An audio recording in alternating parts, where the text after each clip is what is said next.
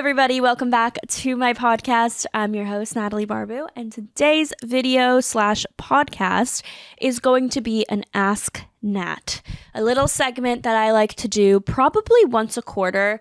Sometimes more, sometimes less, but whenever I feel like I've gotten either new listeners, new followers, I always like to do a little refresher, or I'll try to do it quarterly because I feel like so much changes in a quarter, and it's always nice to just kind of update you guys. And also, I love answering advice. Like, I think if I were to do another podcast, it would be like an advice one because I am so nosy. So I want to hear what's going on in people's lives. And so I want you to write in and tell me.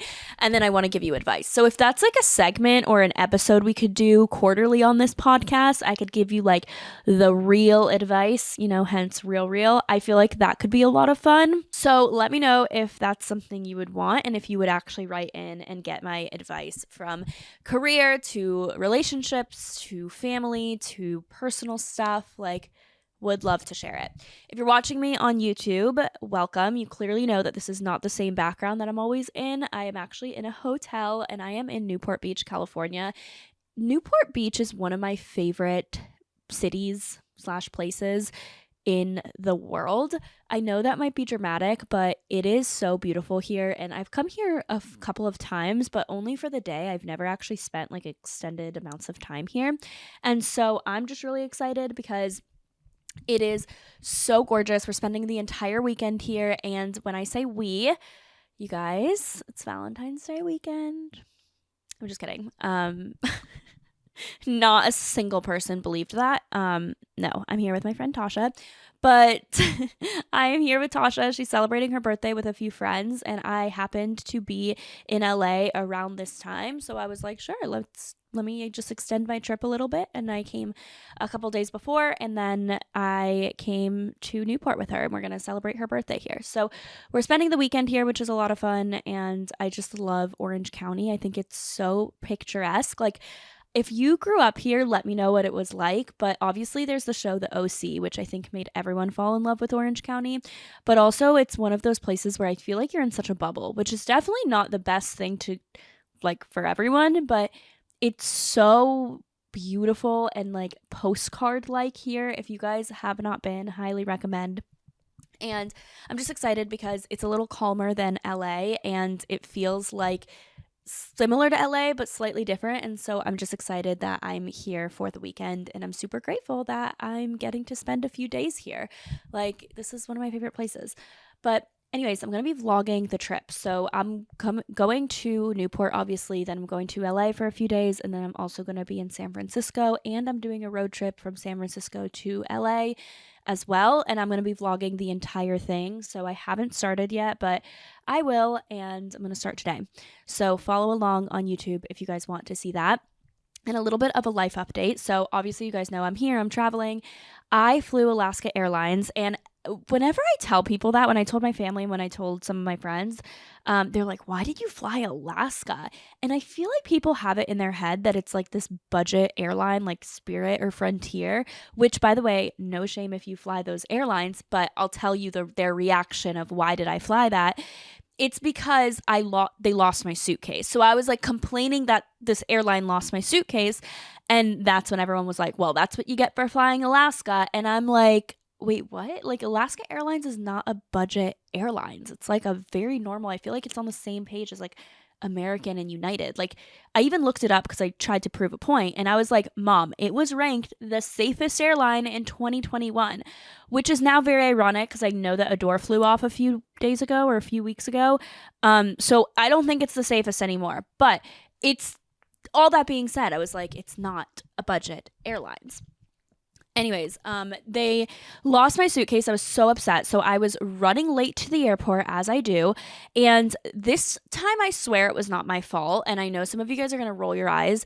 But what happened was my flight was at 6:50. I live pretty close to the airport. I probably live, okay, not pretty close. I live like 30 minutes away from the airport. But obviously a 6:50 flight means I had to get there at 5:50.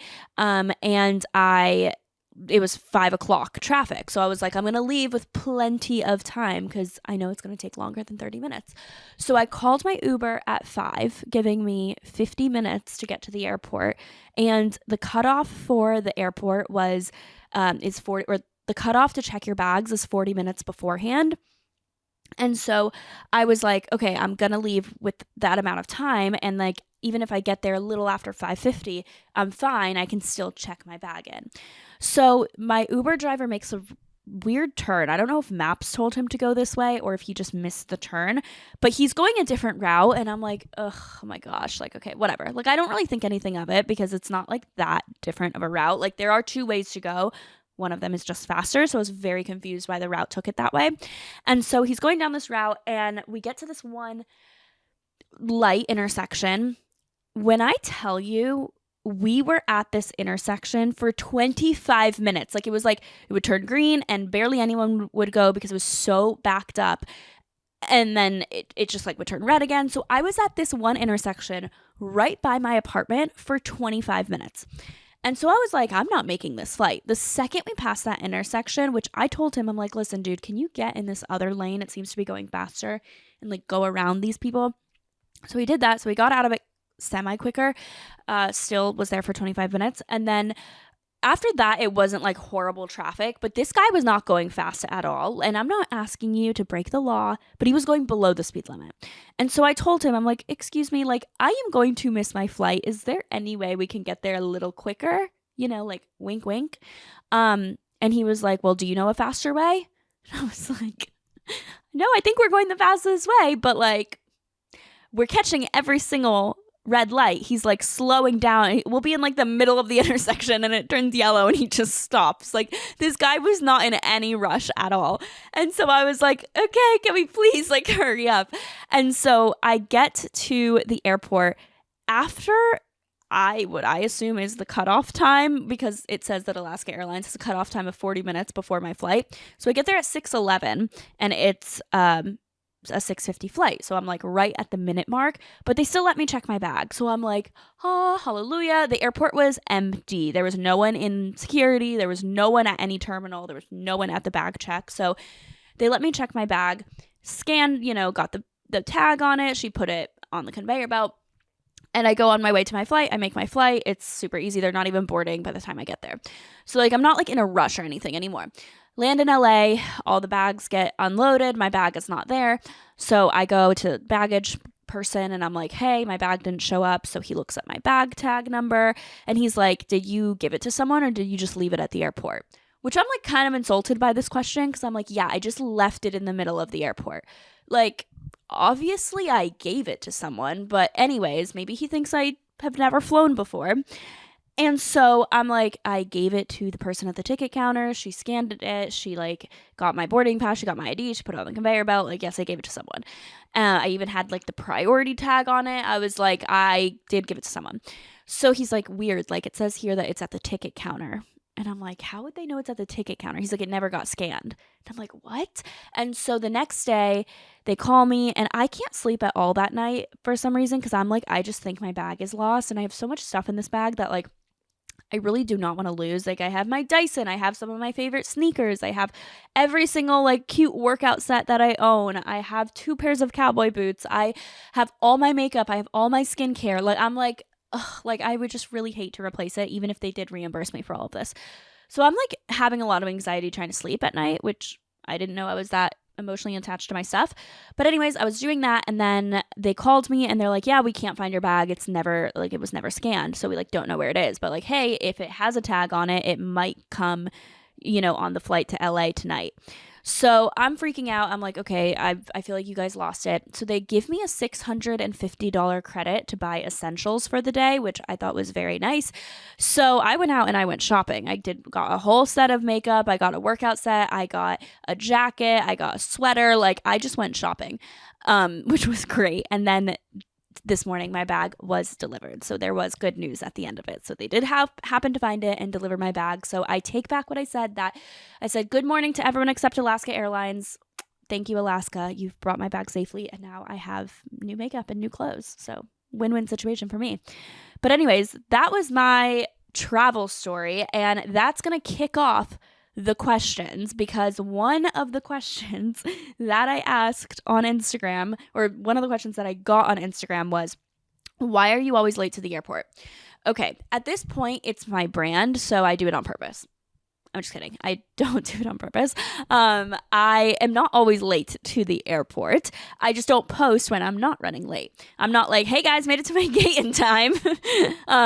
And I do travel a lot, but I think when you travel a lot, you're more likely to be like running late to the airport because you know how far you can push the limits because you've done it a lot of times. Like I have one of my friends who's a consultant, so he travels every single week for work, or at least he did. He was like, yeah, I would show up literally 30 minutes before my flight left, like not boarded, left. And he was like, I would just like roll up and like let me in. Like he was like, I always do that. And I'm like, yeah, see, it's we have a system at this point. So for me, I hate like waiting around at the airport. I don't know why. And I also just think that I can do like so much stuff beforehand. Like I was watering my plants, I was eating dinner, I was, like I'm doing so much stuff before the airport. And so I just like run late naturally. Like I always underestimate all of the little things. Like I underestimate the time it takes to like go downstairs and load the car and then like get off the car. All of those things take a lot of time. It's kind of like when I'm driving to dinner to meet a friend, I'll underestimate those things, like going downstairs, getting in my car, and then I underestimate like, oh, I need probably 10 minutes to find parking, and so I'm just late, which I know some people think you're not like taking into account someone else's time. It's not that. It's like mentally I like physically like can't bring myself to leave on time, and I don't know what it is. I think it's just in my brain time. There's something going on there. So I am not like late to meetings and stuff like that, like on like virtually or anything like that. But just when it involves like transportation, I do tend to run a little bit late. And I think that's okay. I also have clear and pre-check. And I've never missed a flight. I think some people think that I like miss flights all the time. I've never in my life missed a flight because of like something that I did. The only flight I've ever missed was because I was at my gate. They were boarding. Like I was there, but my mom wasn't there and I didn't want to leave my mom. So I just purposely missed the flight. But like it wasn't because I didn't get there on time. Like I was there watching them board and the woman was like, do you want to get on or not? And I was like, no, I'm just going to wait here with my mom. So that's why I say I've never missed a flight. Anyways, that's why I'm always late to the airport. I hope there's some people in the comments that are going to understand. There's some people that are going to be like, I don't get you. I'm 3 hours on time. Also, I will say my dad, I feel like there's this narrative of like the airport dad. He's there 3 hours early. He's got all the boarding passes. I did not grow up with an airport dad. My version of an airport dad was, and this is not a podcast about airports, so I'm so sorry I've spent like 30 minutes talking about this, but my version of that is my dad, when he would go to the airport, because he also traveled for work a lot, he would travel like multiple times a month, he would go to the gate, and this might have been like pre 9/11, so maybe airport security was a little bit more relaxed, but he still does a lot of these tendencies today, goes to the gate, checks in, because yeah, I guess this was before mobile check-in, would check in so he wouldn't like miss the check-in time, take his bag, go get the car, park the car, run to the airport. Like he was always really late to the airport. And like my dad was always like, an hour before your flight, you have plenty of time, 30 minutes, you're good. Like he just was always running late to the airport. So like that's where I get it from. Anyways, this is not about the airport, but I thought that these were fun stories to tell. Okay, now I'm going to go into the more real questions, and I'm going to try to get these done. Like I have kind of a lot of questions that I want to touch on, so I will try to answer these as efficiently as possible. How do you find balance between your personal life, content creation, and Rella? I have gotten this question a lot about balance and about how to find balance, because I am someone that I have a very like high stress job, and also a job that requires pretty much all of my time in both aspects, whether it's content creation or Rella. Content creation, you're never turned off because you are always recording, you're always getting content. I mean, even, for example, I'm here in Newport Beach, which I'm so grateful for, and I'm working with the hotel. Like I have to post, I have to get 12 stories. I have to get one reel and one in-feed post, and then I also have to send the brand, I think, like 12 high-res photos that they can use for their own social media and like web and all of that. So like yes, obviously I'm so grateful to be here. It's not a difficult job, but I'm just saying that you're never off when it comes to content creation. And I'm not complaining about that by any means.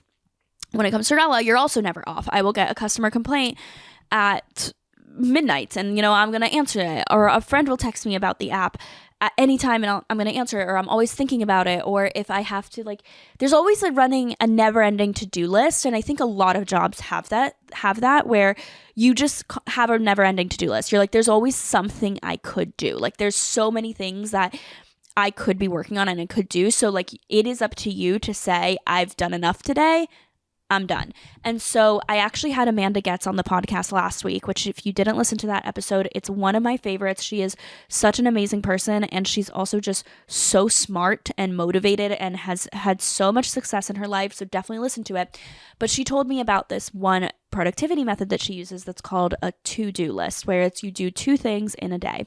And that might sound crazy saying that you're only going to do 2 things in one day, but the thought process of it is that you're going to get 2 big things done, 2 projects. It might take you a few hours to do these 2 things. And I guarantee if you look at your life and you look at your work, there's probably these big things that you've been putting off. You're like, okay, I got to get that done. But what we like to do as humans is we get the little easy things done out of the way because it gives us satisfaction saying, oh my God, look at this to-do list. I checked off 10 things today, but it was very simple, basic things, but yet they took up all of your day. What her method is you get the 2 big projects done. First thing, that is your only objective for the day, so get those 2 projects done. And then, you can scatter in those little things afterwards. You can take the day off. She stops working at 3. And I mean, she also wakes up earlier, but still, she's done at 3. She's a mom of 3. She is a single mom. I know now she does have a boyfriend that lives with her. So I know that she has, help, but she's been a single mom for so long. And so she's able to do that. I don't even have those responsibilities, but I still want to be able to kind of have some of my life back. So I haven't perfected the 2 a day method. It's something that I have been working on because it is really hard. I mean, human nature says that we want to finish the small tasks earlier. And so that's what we're going to try to do. But what's really difficult about it is that I get so easily distracted, and I just it's been really hard for me to get 2 things done a day, but I have been getting slowly but surely better, and I can tell it's made me so much more productive. There are so many things that I have been pushing off that I will get done, and then you can end the workday early. You can feel more productive. Another thing is I am someone that I instead of saying work-life balance, I like to say work-life harmony, because balance to me is saying you're trying to compartmentalize everything. You're saying that work gets one bucket, your life gets one bucket, your love life gets another bucket, your kids get another bucket. Whereas I prefer to work in work-life harmony, where my work and my life kind of integrates with me. I mean, I'm here in Newport. I am recording this podcast, which is a part of work. I took an investor call this morning. I also took a team call this morning. I had some Rella stuff I needed to get done.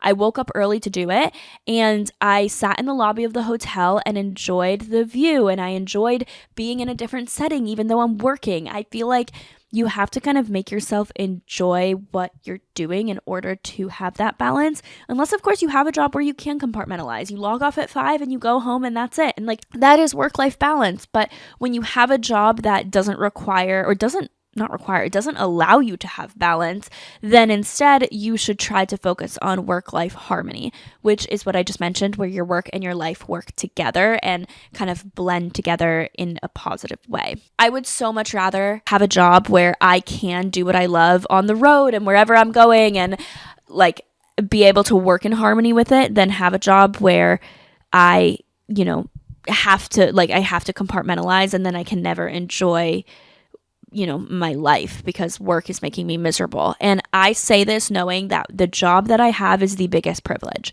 I know that not everyone has the ability to have work-life harmony, but I do think that everyone has the ability to either strive to get there, whether it's switching jobs, whether it's, switching careers, or at least trying to make the most of what you're doing. And I say this with such a grain of salt because I don't like blanket statements. Some people's situations aren't going to fit this box, but I'm kind of just telling you what I personally do. So I don't want it to come across that I don't acknowledge that I have such an amazing job and I am so lucky to be able to do this, but I hope to also inspire you that you are also able to. It just might not come immediately. It's something that you have to work towards. Does that make sense? I feel like I just like went so many roundabout ways. But I hope that makes sense. And I just wanted to kind of share what I personally do. So yeah, let's strive for work-life harmony, not work-life balance, because I think it's also a little bit of a mindset shift. And I think it's going to make you happier in the end. Next question. Sure, you never know who knows whom, but networking efficiently, right people fast.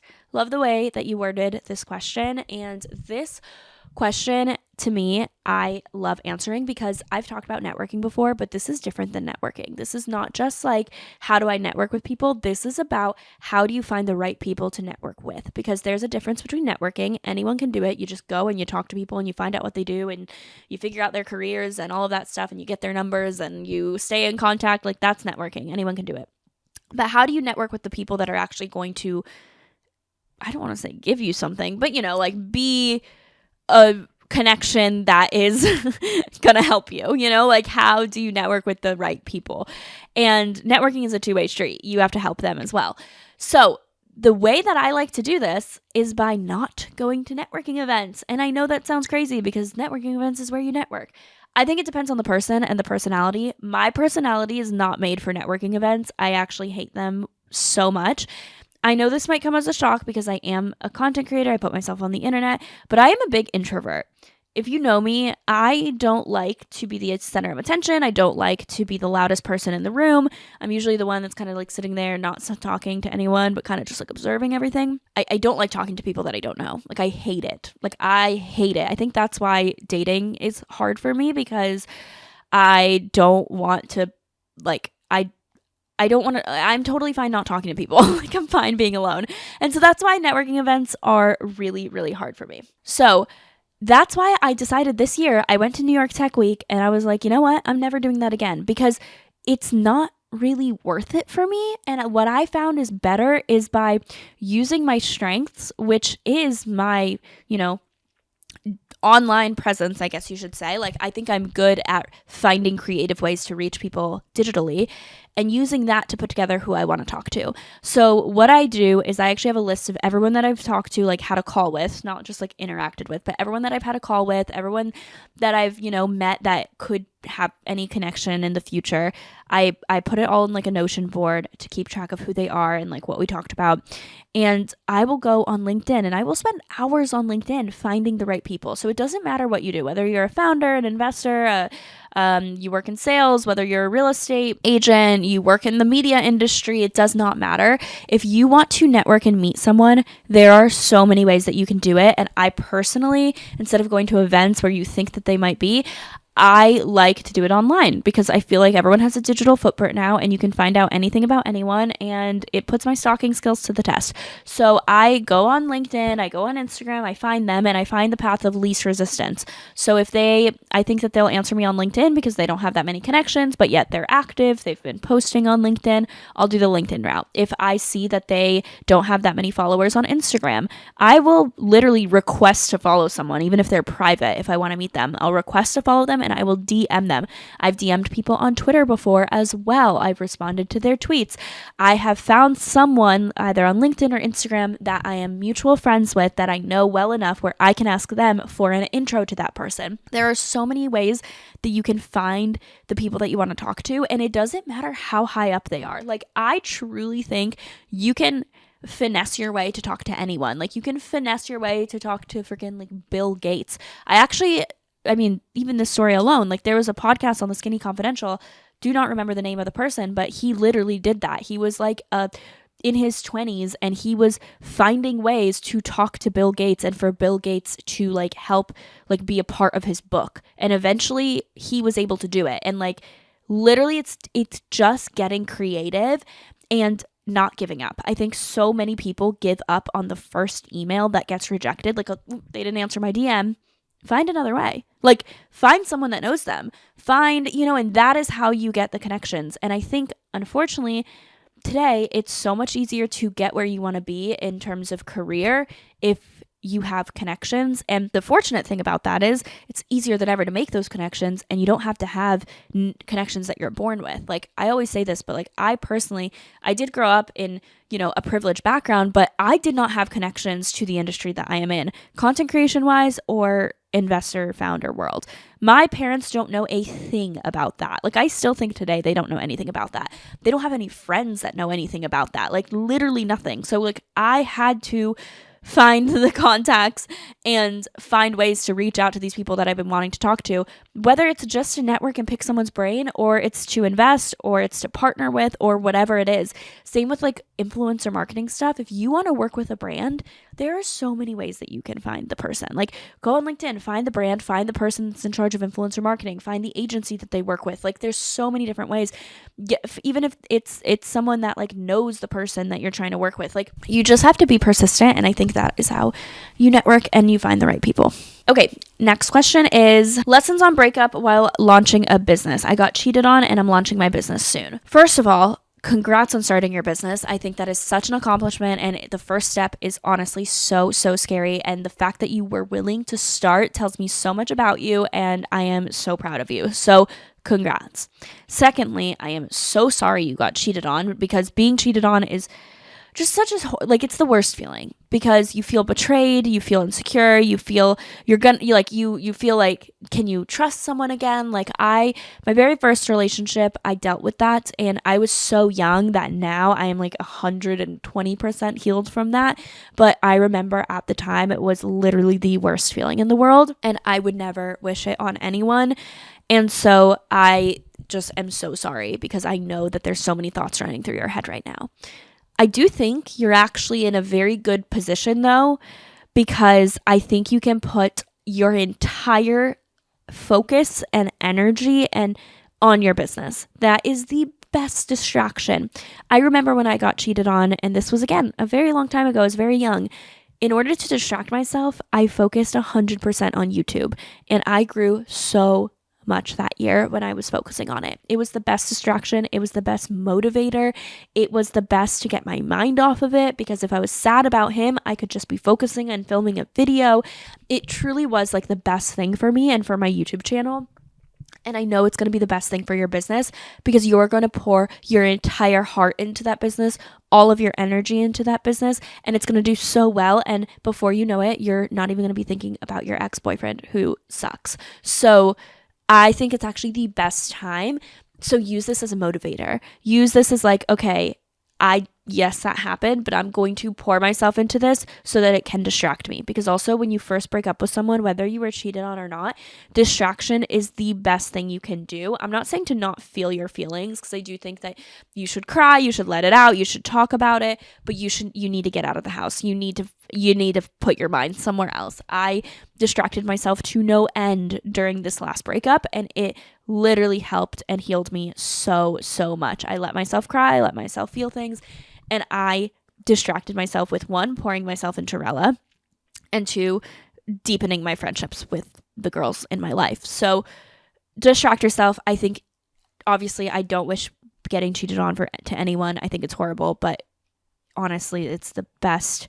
It's the best time that it could have happened, because now you can focus 100% on your business, rather than if you didn't have anything to focus on and then all you were thinking about was that.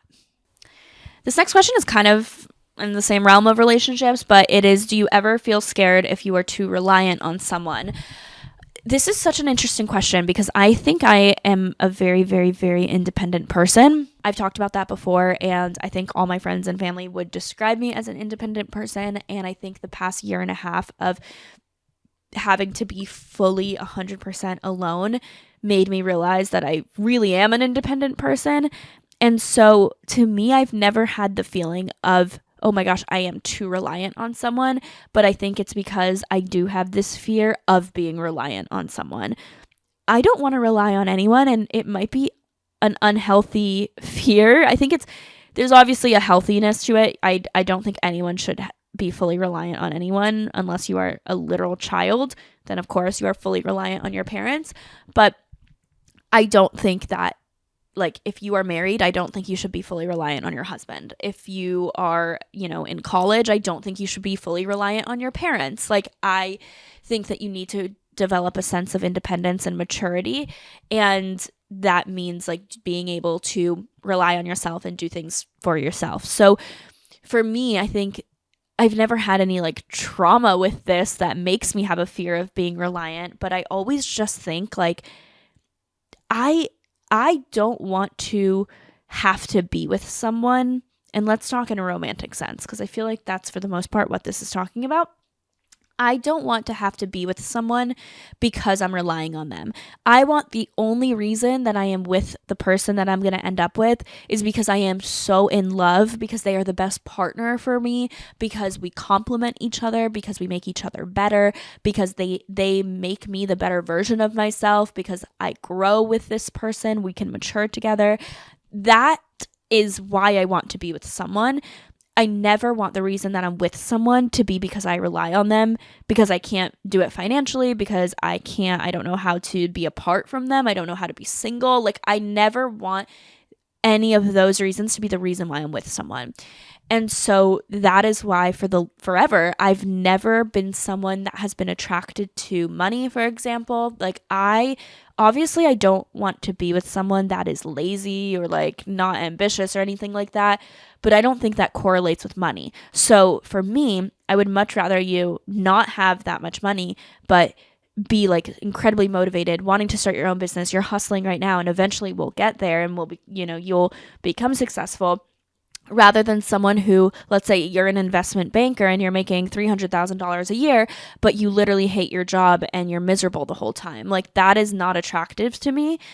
But so I think for me, that's why I've never been someone that's been attracted to wealth. That's like, obviously if you have money, great, but like that's not what I'm looking for. And I've never been attracted to someone that's like, you just sit back and look pretty and I'm gonna take care of you.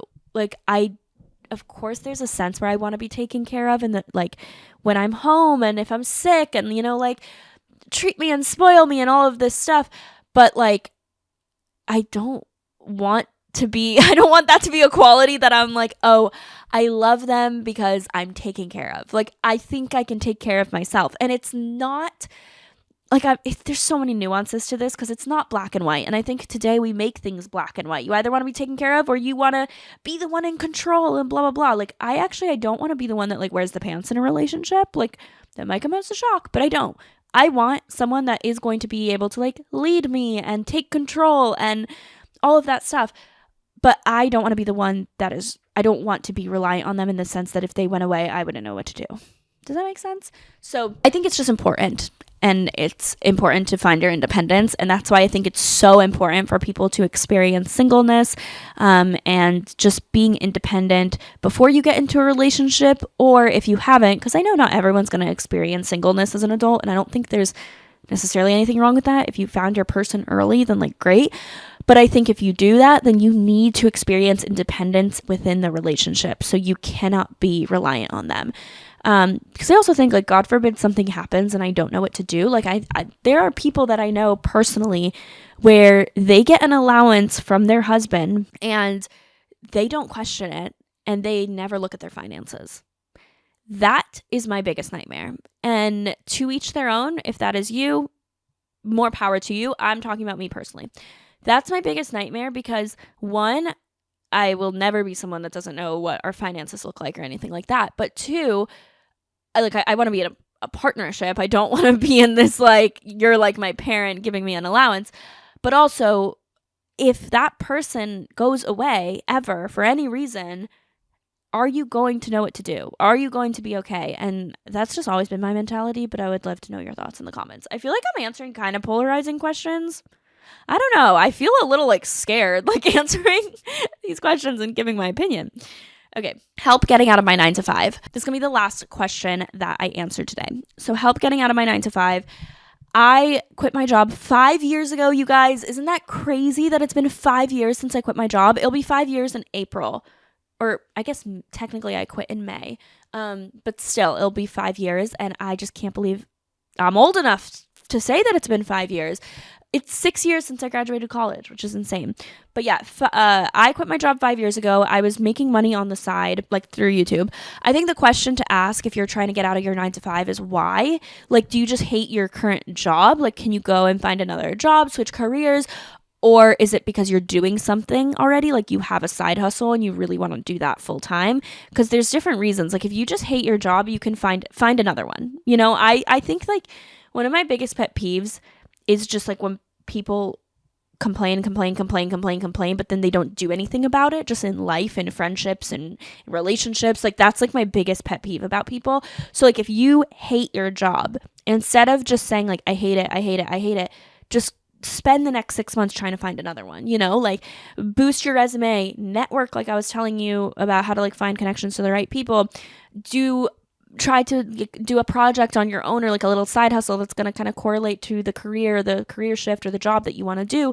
Like, I think there's so many creative ways to do it. And then if you want to start a side hustle, or you want to go in on your side hustle, I recommend creating a plan of how you're going to make X amount of money to live off of.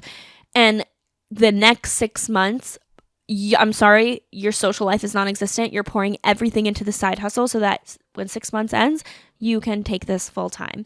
But it's really important, I think, to have a financial plan and a goal of how are you going to live if you do quit your 9 to 5. So instead of just saying, if you're unhappy, quit your job, like, money matters. You need to live, you need to pay your bills. And so I think you need to figure out a financial plan and find out how you're going to be able to do that. And set goals and start setting metrics and give yourself a timeline. Like, I'm giving myself 6 months and I'm going to get it done. That's what I would do. And that's what I personally did. I gave myself a timeline of like when I wanted to quit. And it was shorter. I was able to quit before my timeline, which was great, but I gave myself a financial goal. I said, I need to have this much money in my savings account, and I need to be making this much money every single month consistently. Like, it can't just be one off month that I made a lot of money. Like, it has to be consistent so I can prove that I can sustain myself. And once I did that, I put in my notice and I quit my job. It was the best decision ever. So you can do it. I believe in you. Anyways, that is going to wrap up today's podcast episode. I hope you guys did enjoy this podcast. I know the intro definitely was a little random, but I hope that you guys obviously take my answers with a grain of salt, realize that this is coming from my personal experience and my opinion, but I would love to know yours as well. And it's okay if we have different opinions. I'm not saying I'm right and you're wrong. There's just differences. And yeah, I really love doing these. And if you want me to do like an advice column every quarter, let me know. We could even have it where you like voice memo in. I've been listening to Nick Vile's podcast, the Vile Files and the Ask Nick. It's like literally my favorite podcast. It's so interesting, and I love the fact that he like calls them and like talks back and forth with them. So if you want me to do something like that, just let me know. But anyways, thank you guys so much for listening. I'm going to get some work done so I can enjoy the beautiful weather in Newport Beach, and I'll see you guys next time. Bye guys.